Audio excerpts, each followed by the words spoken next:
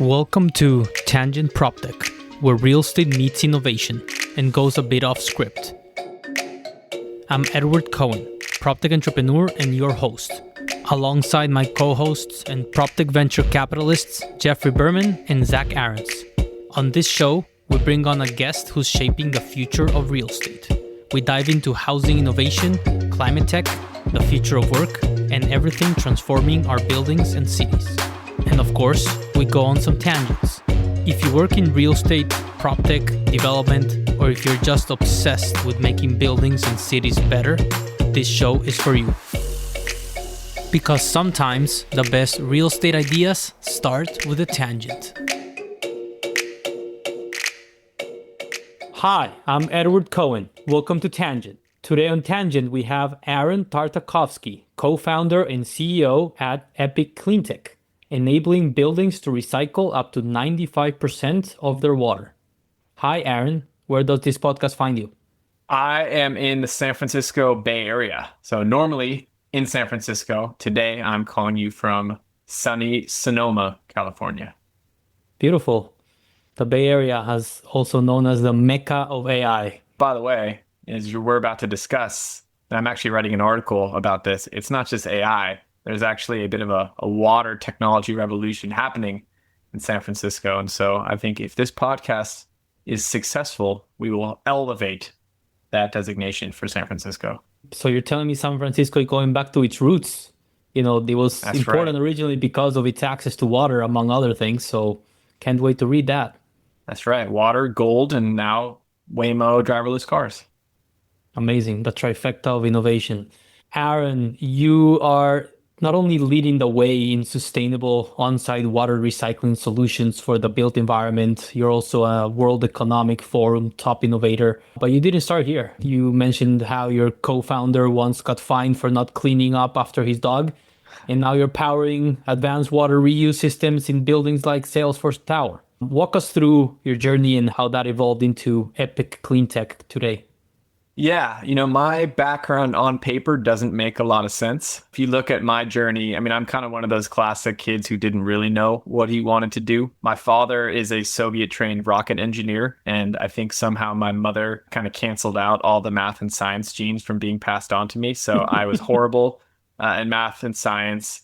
I was kind of more gravitating towards the humanities. I liked languages and the creative arts a little bit more. In high school, I was convinced I was going to become a chef. So I spent a lot of time reading chefs and studying recipes and watching videos on knife skills and bringing kids home after parties, just raiding my parents' fridge and cooking up weird concoctions for all my friends. Then I wanted to be a veterinarian. Then I got really into politics and I became like a campus activist.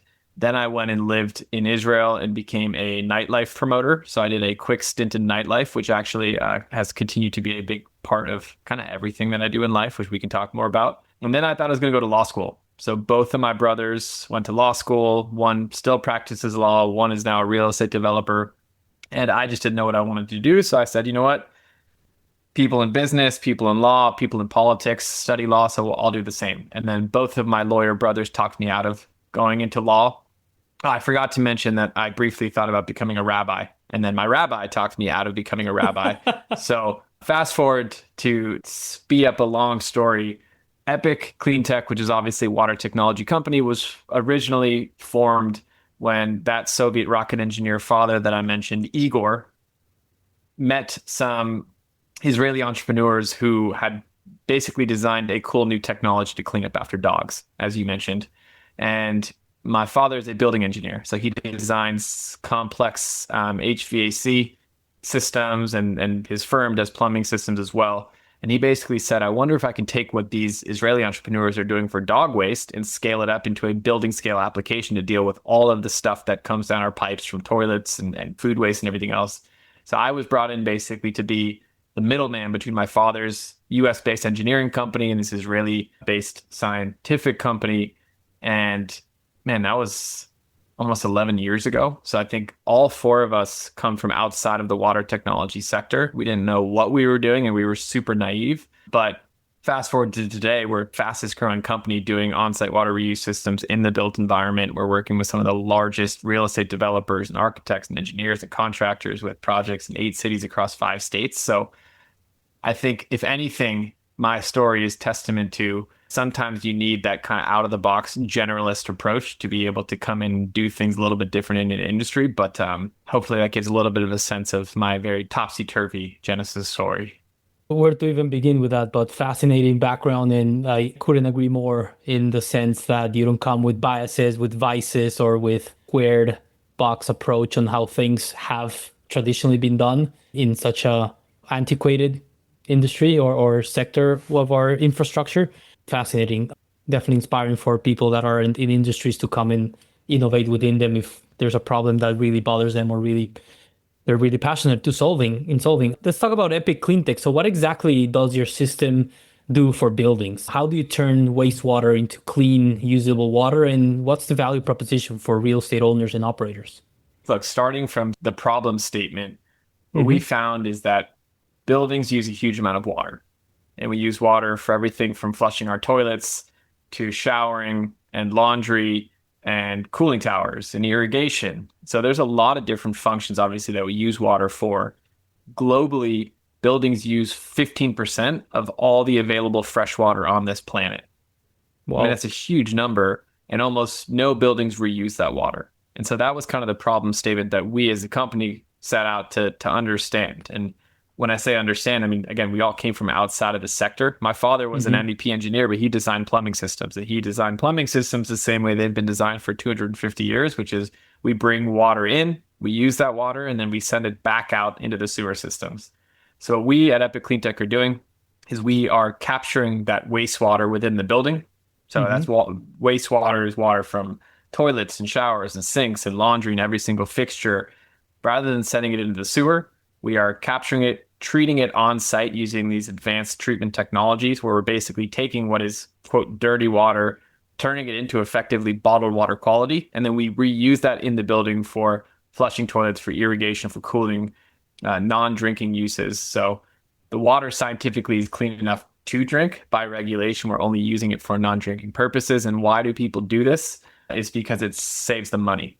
It reduces their water bills and their sewer bills. It contributes to all the different LEED and sustainability certifications they're going after. The ideal project for us, the projects where we sort of see the most success, are the ones where we are able to generate a payback of 7 years or less. And folks think you may be joking when you say drinking water quality, but as one of your marketing stunts shows, you'll tell us in a bit how you actually mean that. And yeah, just to put some numbers into perspective here in terms of how much water we use and treat. So there are over 2.2 trillion gallons of treated drinking water are flushed down toilets in the US each year. That's like flushing all of Lake Champlain every 3 years, which is just a massive amount of water. So you went through the Gates Foundation where you presented a Reinvent the Toilet initiative. Or you worked on the Reinvent the Toilet initiative. That's right. So what did you take away from that? And what did that recycled water beer experiment teach you about public perception? Yeah. So the Gates Foundation, they had something called, as you said, the Reinvent the Toilet Challenge. And the idea there was, they're always looking at sort of the biggest problems we have on this planet. And when you look at water and wastewater, billions of people don't have access to clean water and reliable sanitation. I mean, everyone kind of has that iconic image of the villager in sub-Saharan Africa walking with the yellow jerry can on their head, usually her head, because it's usually the women who do that. And that is the state of a lot of the world. And even in places like India, which are urbanizing super fast, a lot of people just don't have access to the types of infrastructure that I have in San Francisco or that you have in New York City, where when you turn on the tap, water just appears. And when you flush the toilet, wastewater just disappears. So what the Gates Foundation did is said, how do we scale sanitation and sort of water solutions to the rest of the world?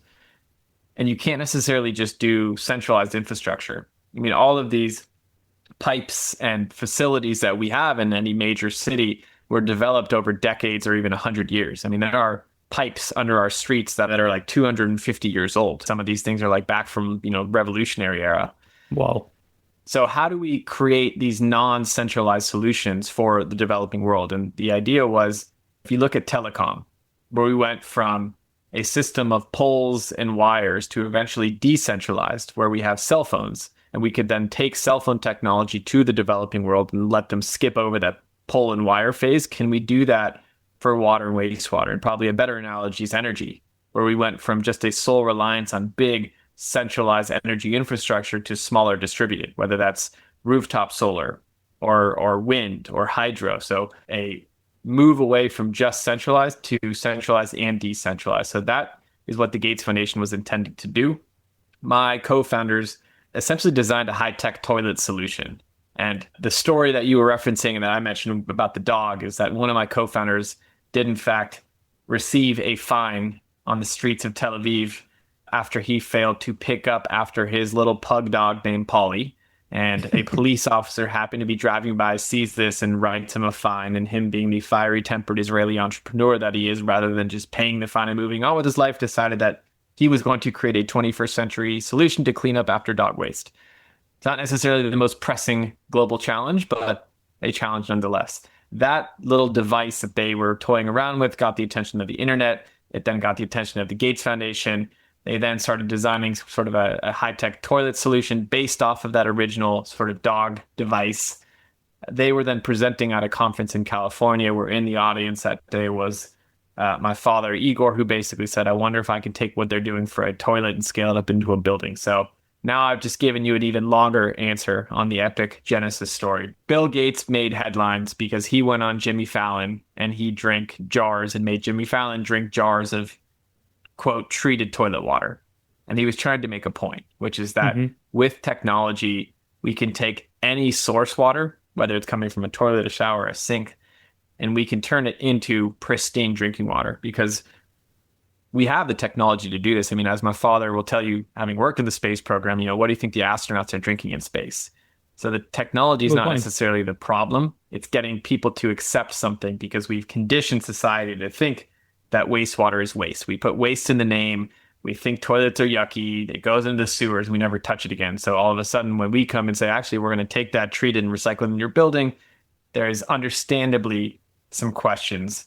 So the Gates Foundation tackled it by putting Bill Gates on Jimmy Fallon. We tackled it by taking some recycled water from one of our projects with Related and turning it into a very high quality, award-winning Kolsch beer.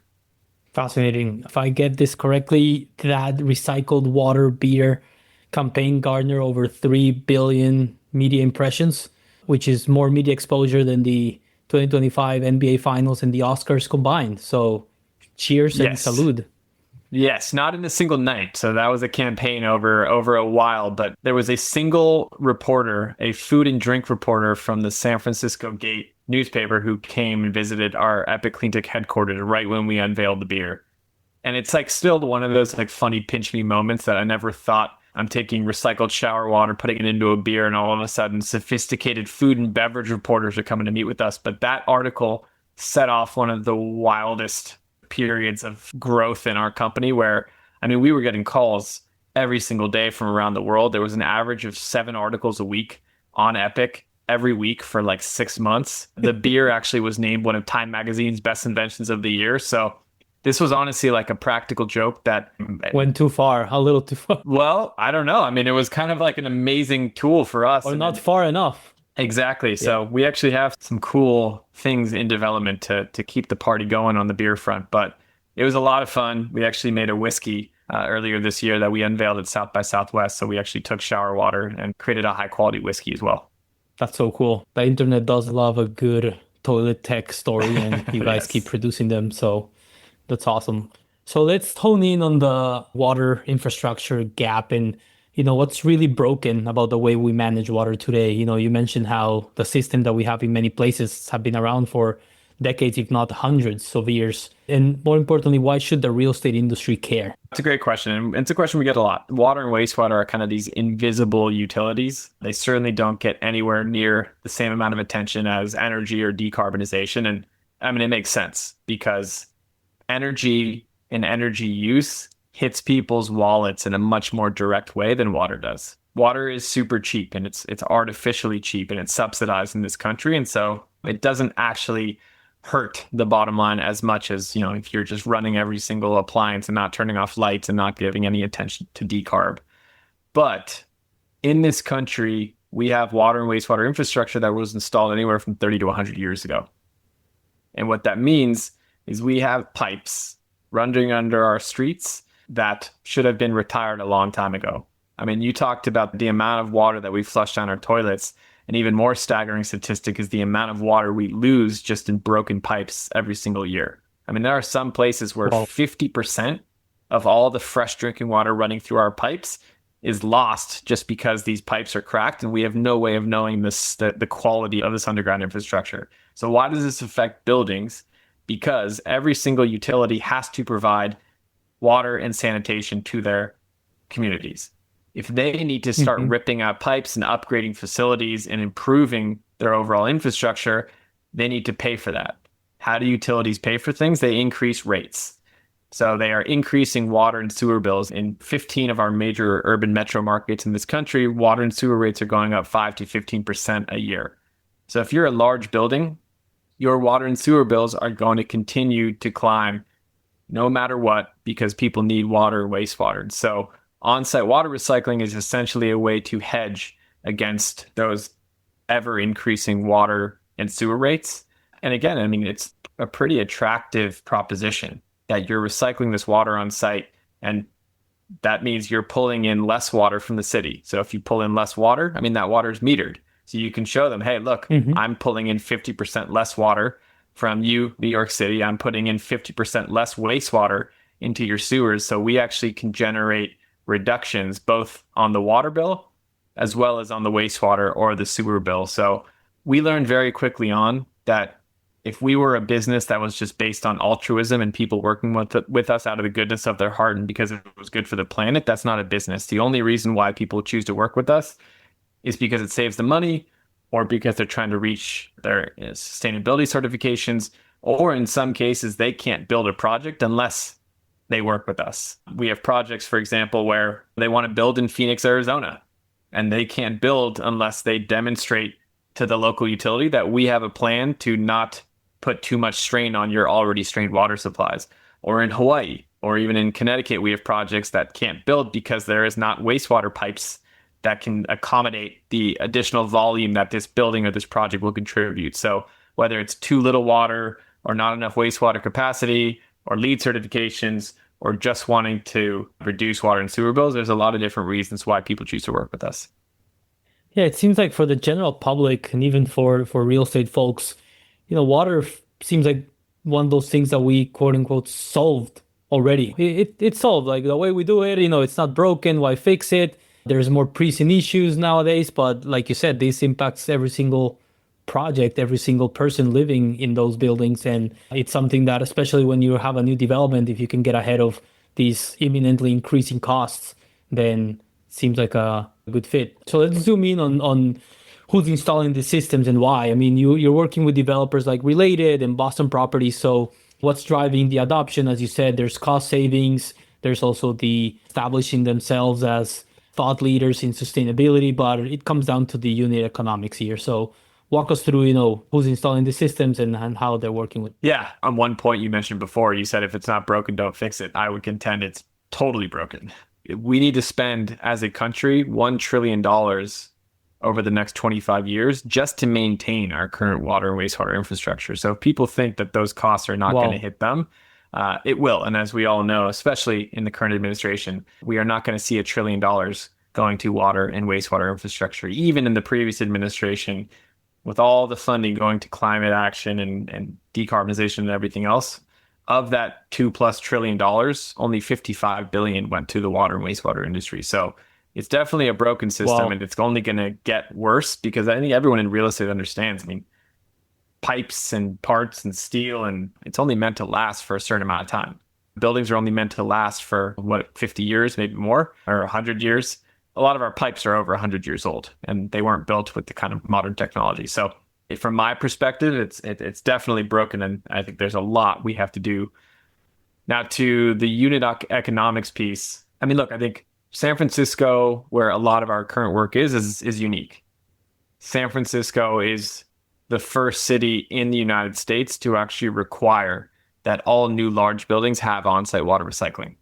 So any project over 100,000 gross square feet has to have an on-site water recycling system, for the simple reason that San Francisco about a decade ago realized that they were not going to be able to reliably provide water to a growing city with all of the challenges of climate change. I mean, water is kind of like a pure supply and demand thing, which is that we have a finite supply. We've had the same supply of water on this planet for hundreds of millions of years, but we have more demand. And it's not just buildings, it's industry, it's ag, it's data centers. On average, the data center uses the same amount of water as a 50,000 person city for cooling. So everything uses water. It's a pure supply and demand thing. So San Francisco made the decision that they're going to require all these buildings to do this. Why are we using fresh water from our national parks to flush our toilets? So there's a whole wave of projects, about 70 in San Francisco, that are doing this because they're required to. What's helpful is that this first wave of projects by leading developers like Related and Boston Properties and Kilroy and different folks, they're doing their first on-site water reuse projects, and we're now seeing them copy-pasting this to other cities where they are doing developments, again, because it saves them money. I'm happy to go deeper into what those numbers look like, what the savings look like. That's a little bit of the genesis of what's happening in this world today.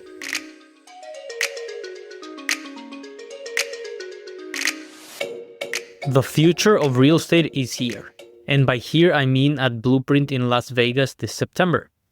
Join the largest, most global gathering of industry innovators leading the change in the built world, from construction to transaction, for 3 days of networking, learning, and ecosystem advancement.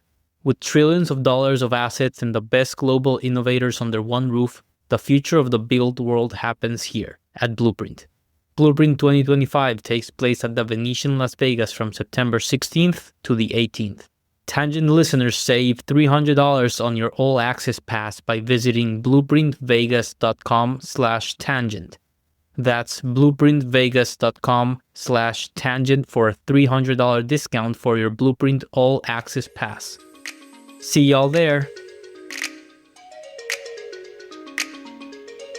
Yeah, I mean, San Francisco and California in general, typically 10, 15 years ahead of the rest of the country, either out of necessity or out of, aligning incentives better to adopt technology. But as always, the unsung heroes of real estate innovation, either the public sector or the insurance side, that, incentivize us to adopt. Thank you for sharing that. In terms of charging renters for water, is that changing the financial equation for on-site reuse? I know it's happening in some buildings in New York, also in California, water being something that, again, everyone has, at least residents have taken for granted. It's always given and subsidized, as you said. If new developments start charging renters for water, how does that impact Epic Cleantec, or does it make a difference? It doesn't really affect us. How a developer, how owner chooses to pay for the upfront capital expenditure of putting us in is kind of their decision. Different cities, different states have regulations around this. I would say for most projects, it's a pretty nominal cost for the overall cost of the project to put in an Epic Cleantec system.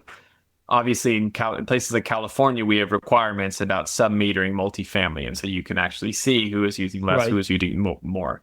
What's interesting, though, is that the whole sub-metering approach in California was designed to reduce water usage in buildings by 30%. That was the intent behind the sub-metering regulations in California. With on-site water reuse, these buildings can reuse anywhere from 30 to 95%. For residential, it's about 50% is the number that we can reuse. For office buildings, that can go up to 95%. So Salesforce Tower, as an example, in San Francisco, which is not only the largest building in San Francisco and the largest employer in San Francisco, but it is now also home to the largest in-building water recycling system in the United States. And that's one we've been operating now for a year and a half. How they choose to actually deal with the costs is not something we typically get involved with.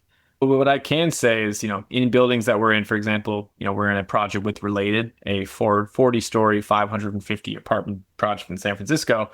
They've actually found that it's super helpful in terms of recruiting residents to come live in the building to advertise this on-site water recycling system. And it makes sense. I mean, like if you're living in California, you're driving around all the time and it's just kind of like the climate gloom and doom. All you hear about is all the shit going wrong. And you drive up and down the coast and everyone says we're in a drought, conserve water. And there's a sense of sort of climate helplessness. Like what can I as an individual do? Because all I hear is that governments in Paris are meeting and what am I supposed to do as an individual? And then they're confronted with the option of I can choose to live in different buildings. This building is advertising this innovative on-site water recycling system that reduces the building's water use by 25%. I don't have to do anything differently. Just by virtue of being in this building and paying my rent, I'm doing my part. That's kind of the goal. So we're not asking people to radically change their behavior, but I think what we found is that whether it's an office building or a residential building, the buildings that are prioritizing these technologies, and especially something that's more innovative like what we do, it's been an attractive proposition to bring people in there. So cool. It truly turning regulation into opportunity. It's not easy. Just to get an idea, how much does a system like this would cost for, say, 100,000 square foot mixed use building? What can developers expect? Yeah, I mean, again, it's really going to depend because we have really large systems, 35,000 gallon per day systems that are going into 40-story high rises. And then we have a 1,200 gallon per day system at the Waldorf Astoria in Beverly Hills. And so the size of the system really will have an impact. But on the low end, we're talking about a few $100,000. On the high end, a few $1,000,000. And a lot of what determines that cost is actually not necessarily the technology itself. Our technology is essentially, think of it as like a large appliance that takes up 2 parking spaces. So it's actually pretty compact for what it does, but you need a lot of room for tanks. So if I'm treating 1,200 gallons a day, I need enough tanks to collect that 1,200. We then pass it through the treatment system, and then it goes into a second tank where we then distribute it to wherever it's going. So if we have a 30,000 gallon per day tank, that's obviously going to take up a lot more space. And usually these are cast in concrete in the basement of the building or in the parking lot of the building. You can get creative, but that's what really determines the big variability in the cost. But we don't necessarily focus so much on, how much the system costs. We just look at the payback. And for us, if we can't produce a sub 10-year payback, it's probably not going to make a sense for most owner developers. But that's generally how we measure whether a project's going to be successful. I assume you start from the fact that if a developer has a holding expectation of at least 10 years, then they may be a good fit. If they plan to sell it in 5 to 7 years, and probably not the best fit. Yeah. But again, you have people who are planning on holding for a long time and they have a much longer appetite. And, in some cases, there are projects where it's a 20-year payback, but they're still going to do it. I mean, we have projects, we have one planned project in San Francisco with Crescent Heights. It's going to be a 67-story multifamily or mixed use multifamily project where the payback is under 3 years. And so for them, it's just like a no-brainer. Wow. Like, why would we not do this? Also, the selling price could, even if they plan to sell it in less than the expected payback period, they could sell it for a higher price. Correct. Because the buyer is getting a more sustainable building. Correct.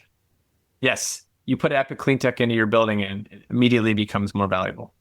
I'm sure there's some cool stats about it, but I was looking at when they do the energy appliance certifications, they promise homeowners that they are able to sell their home for an X percentage more. So imagine an entire building.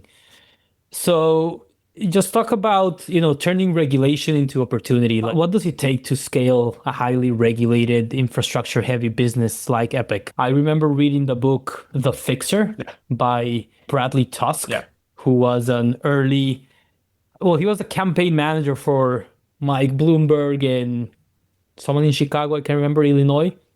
But he more importantly helped Uber in their early days navigate the taxi regulation in New York City and the medallions and, what does it take to survive, to not go through death by politics for a startup. And Uber in its early days did a lot of like grassroots. People were loving the app, so calling them in to join their community boards and like showing, the regulators that this is something that is very much demanded and people are willing to get off their sofa to make this app work. So talk to us about those earlier days and even now, as you still navigate new regulation and maybe even help shaping it. What does it take? So when I talked about my own professional journey, I realized I left off the last thing I did before I started Epic, which was I worked in federal politics. Maybe I subconsciously was blocking Small that out. detail. Yeah, Small maybe detail. I blocked that out because it was a crazy time, but I might be one of those kind of like sick individuals where I love these political challenges. I'm a big subscriber to this whole concept of regulatory hacking, which I think Uber is like one of those case studies that people talk about Uber and Tusk and his whole team and what they did. Now, I tell people that we basically are pursuing the anti-Uber approach, which is to say, Uber basically steamrolled the regulators.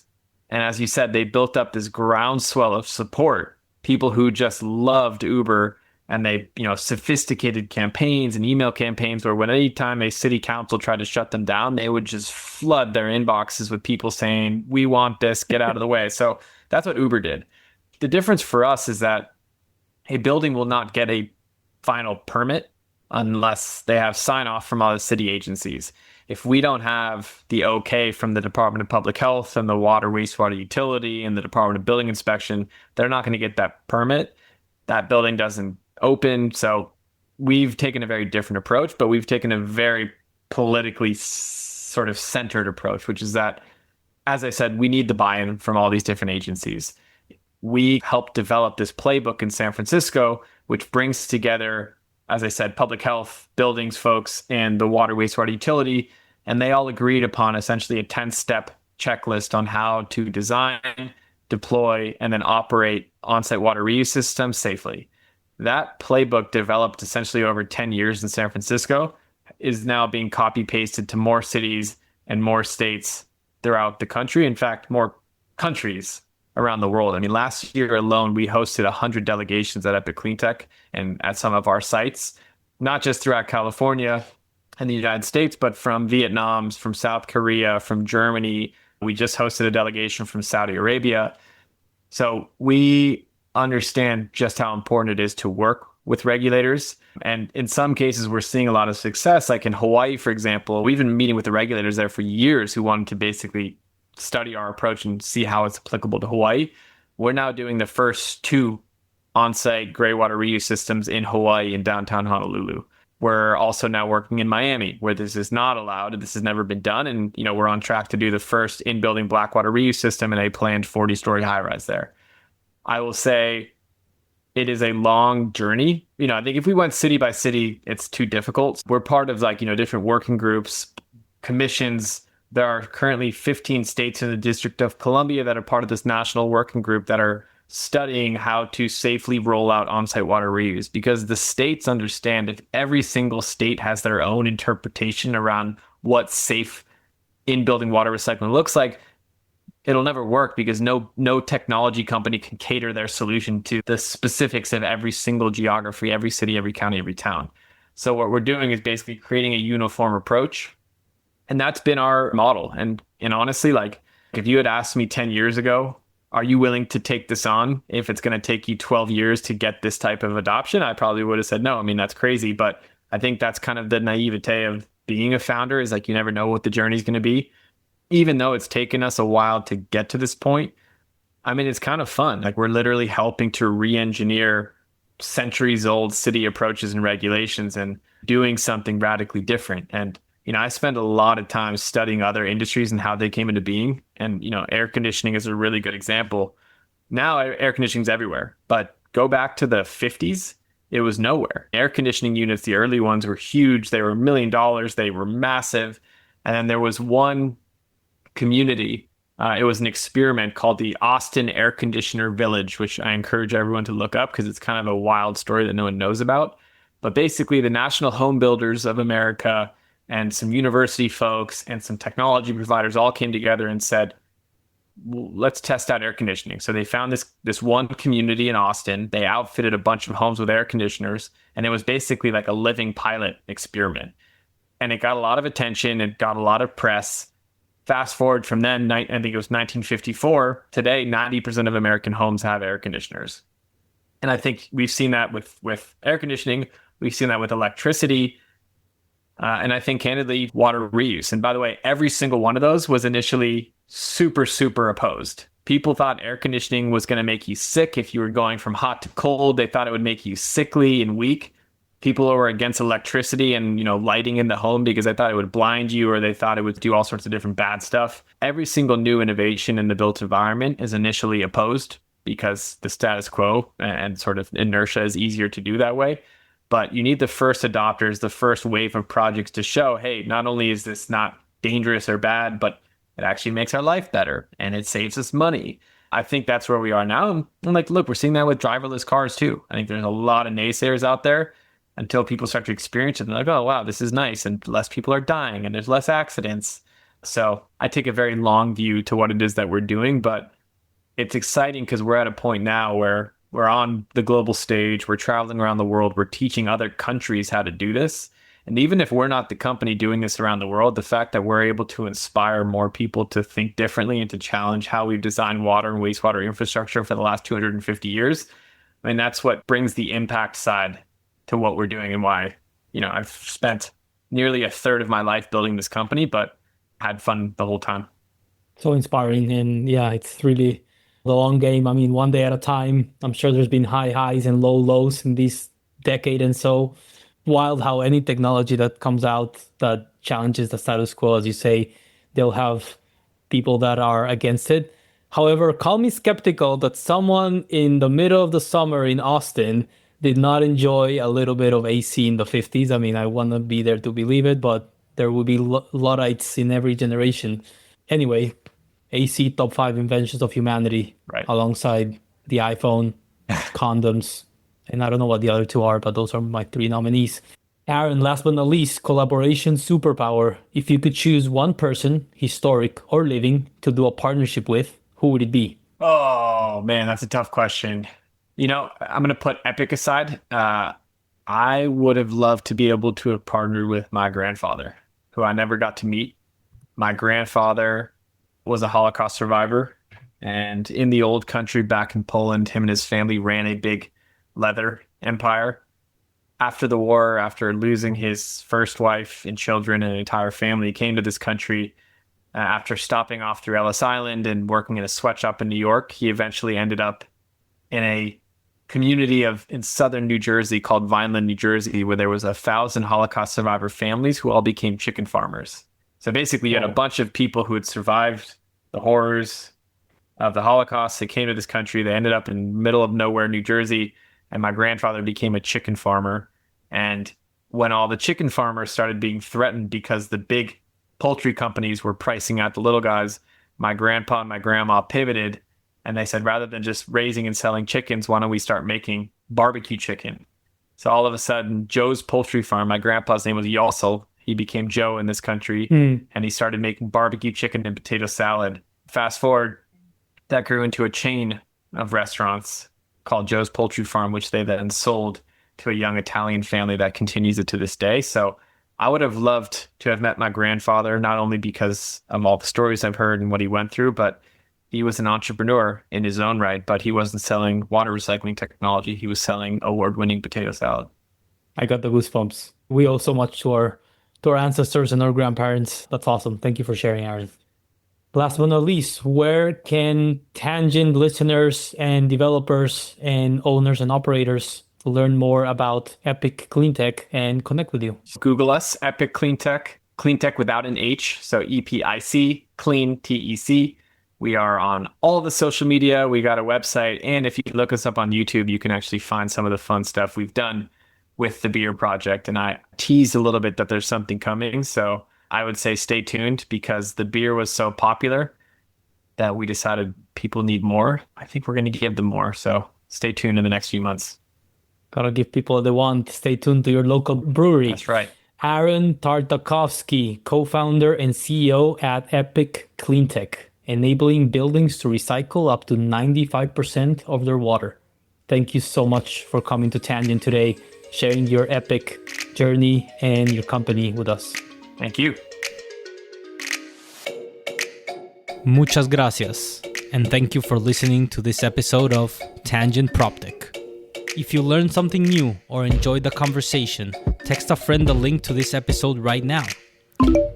Tangent PropTech is co-hosted by me, Edward Cohen, along with Jeffrey Berman and Zach Aarons. You can find links, resources, and ways to connect with us in the show notes, or reach out anytime at tangentcommunity@gmail.com or on LinkedIn. We love interview suggestions, topic ideas, or just a friendly hello. If you're building something impactful in real estate or tech and want to reach our audience of decision makers, investors, and operators, email us. Again, that's tangentcommunity@gmail.com. We'll catch you next time, and remember, the best PropTech ideas usually start with a tangent.